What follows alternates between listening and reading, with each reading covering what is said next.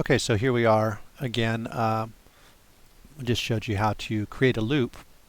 Now let's say you wanted to take just a single hit, try to take it from this loop and use it for the purpose of a single hit sample like a snare or a kick.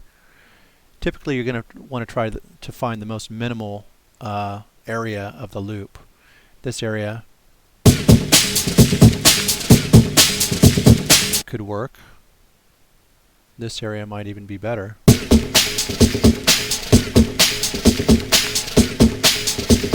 Different tones altogether. I think I like the fuller tone here better, so I'm going to drag this just so that we've got a smaller thing to work with. I'll minimize this file. And then we'll try to figure out what sample that we like.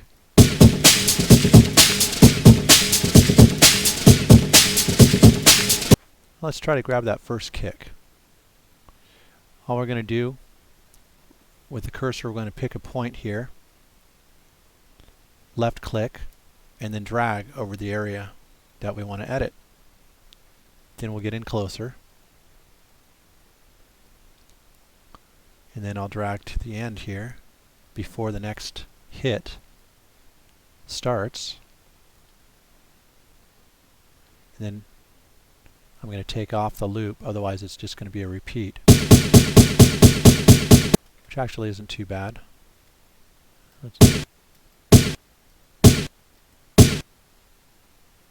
Sounds pretty good. Then we can drag it over here, and we've got a separate hit. Now there seems to be a little bit of sound towards the end. What might be a better idea is to shorten the sample, and then if you want to extend it, you can always add a subtle reverb or what have you. So I'm going to try to find what's just long enough. A little more. Yeah, right about there sounds good to me. So then I'll drag from the left. I'm holding down the left click button, taking it to the end, and I'll just hit delete to get rid of this. And then, just to make it nice and smooth, I'll take the end here, drag again, and then I'll go to my process, fade out, and it'll fade the file so there's no clicks or anything. And now we've got a, and if we want to give that sample a little more impact, you might want to add some compression or what have you to boost it up.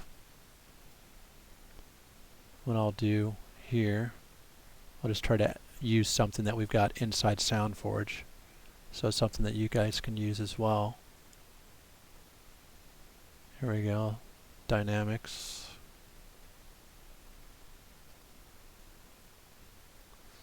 And let's take a look at some of the presets. Let's go ahead and use maximize volume.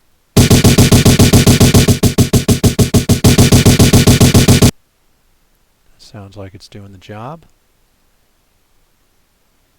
There we go. We got a nice loud kick. Now if we want to continue, what I might try to do is, since we've got this little area, I might just hit the right button over here and go to the next step and see how it sounds.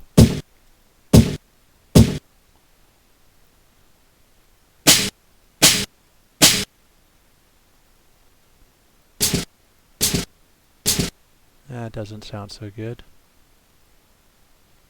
I think I'm going to go back here. No. That sounds pretty good. I like the snap of that. Even though there's a little bit of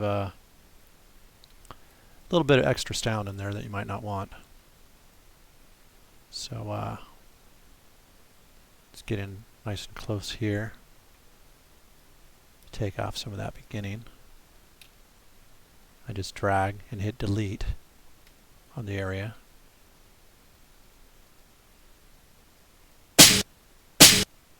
Kind of like the high pitch to that, Then it kind of has extra sound around here. It's not really necessary. So let's try cutting that out. This time I'm going to hit my process and go to mute. So it'll cut that off. Yeah, that seems to sound better. And then go into this tail like I did with the other one. Can add a little fade so there's no clicks. Process, fade, out, like so. If I want, I can add a little reverb to give it a little more body. And go into our effects and reverb. See what kind of maybe warm ambience. See what that sounds like.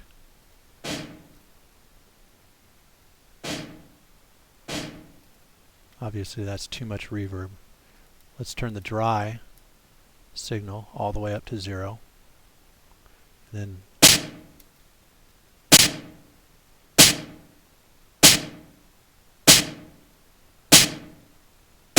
sounds pretty good.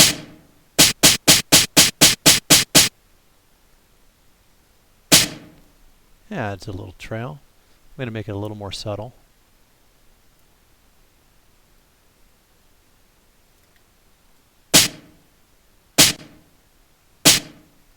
Yeah, it sounds good.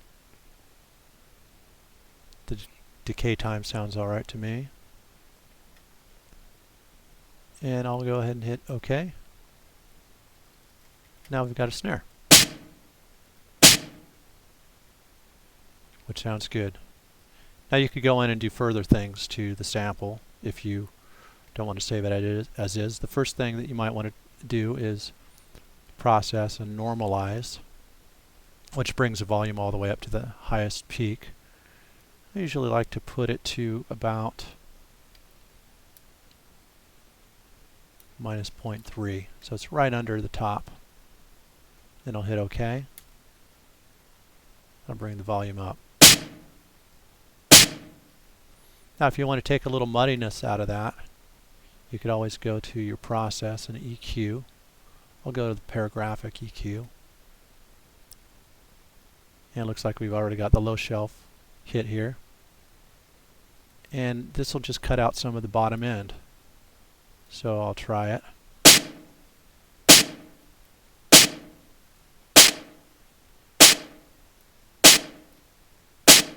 Don't want to take too much out.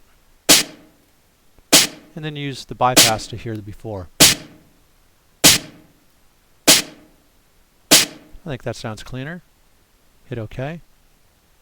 You might want to try normalizing it once again. Then maybe even using your dynamic compression. We'll use the same thing we did with the other. Sounds like a bit too much.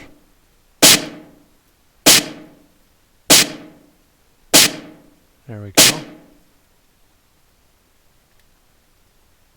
Now we've just sampled a kick and a snare. And then all you've got to do, just like with the loop, you go in, save as, and you could call this kick 1, and this here, save as, snare 1. And that's how you do that.